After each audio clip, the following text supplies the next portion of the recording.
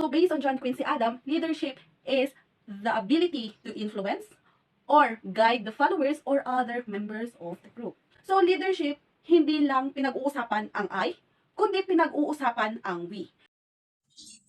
The first characteristics and qualities of an effective leader is to have enthusiasm. So in this leadership characteristic, it is very significant because they really extremely passionate about their careers and continuing to work towards their team goal. They set a better example first. So according to Ralph Waldo Emerson, enthusiasm is the mother of effort, and without it, nothing great was ever achieved. So when it comes to leadership, enthusiasm can often be more important than professional skills, because if you are passionate about something, then it is generally easier to be an enthusiastic leader. And to become an enthusiastic leader, they are the one who make visions come alive.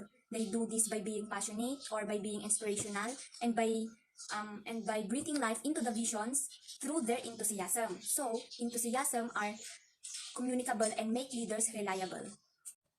The second characteristic of an effective leader is to have courage, because some decision, business pressure can weigh heavy on leaders' shoulder. So collaborating bravely through hardship inspire confidence from both leaders and followers. The most frightening fear that the leader faces is the fear of failure. So as a good leader, he or she is willing to accept the responsibility even though the outcome is unclear. The third qualities that an effective leader should have is confidence, because having a confidence helps you earn the trust and respect of your team. They put their trust in you because they know that you can lead them to the right path to success. Your confidence towards yourself can infect others. Next is humility and gratitude. Being an effective leader, you must have humility and gratitude, because having humility in leadership helps you to realize the worth of others. Rather than being afraid of their abilities, you embrace them. You urge them forward rather than keeping them back. It helps people to develop into their full potential, which benefits the entire organization. Humility enables you to understand what your employees are going through. It allows you to keep your objectives without losing yourself from your teammates. It helps you to see your flaws so that you may grow from them. Leaders who express gratitude for team members' assistance make them feel valued and important. Building a team necessarily requires humility and gratitude. Showing kindness can improve your organization's performance and culture. You'll boost employee engagement, motivation, productivity, and retention. Next is empathy. Empathy is one of the essential skills of being a leader. A leader must be sensitive about other people's emotion. He has the ability to put oneself in the shoes of another so that he can fully understand their needs and be aware of their feelings. Also, a leader must have a strong vision of what they want, because it allows them to know their target and to fully understand his whole team. And acknowledging how your team perceives their role can help you to avoid miscommunication. Next is honesty and integrity. These two deals with words and action. A leader having these two act in accordance with their words and action. So being a leader, you must keep your word. Also, a leader acting with integrity promotes trust and respect. And in addition, treat other people fairly, because being this kind of a leader, people will trust, admire you, and you will be respected by everyone that you meet. A leader should also have the confidence to say the truth and admit their mistakes rather than to say a lie or any excuses.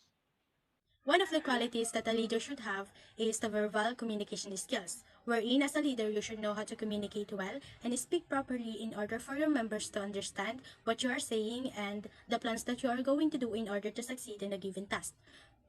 In that way, you can avoid confusion, misunderstanding, and misleading of information that will surely affect your works and efforts as a group. Though sometimes, in some instances, leaders are not good in speaking orally or in communicating well. That's why they are using the written communication skills to convey information and to tell the members the plans that they are going to do to finish the task. For example, nowadays, we are in an online classroom setting. Some teachers or some of our instructors are giving us the group activities. That's why we are going to communicate well with our group members in order for us to succeed in the group.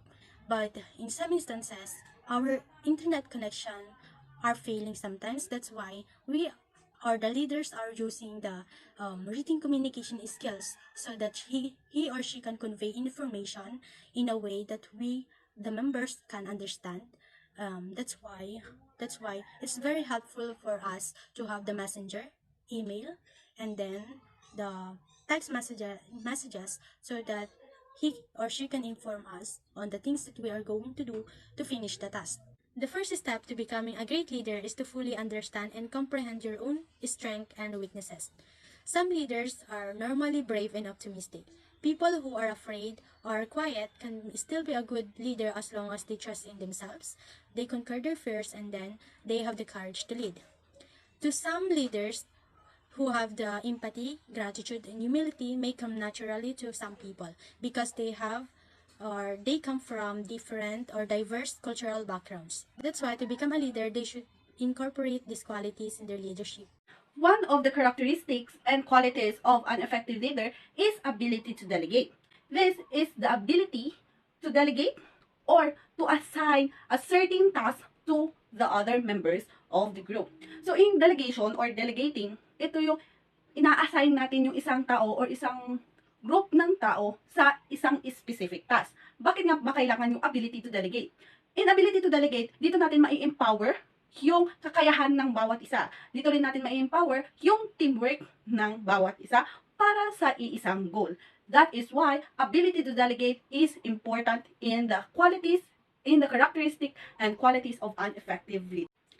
Last characteristic and qualities of an effective leader is analytical thinking. Leaders should be able to use the knowledge at their discretion to make the best decision.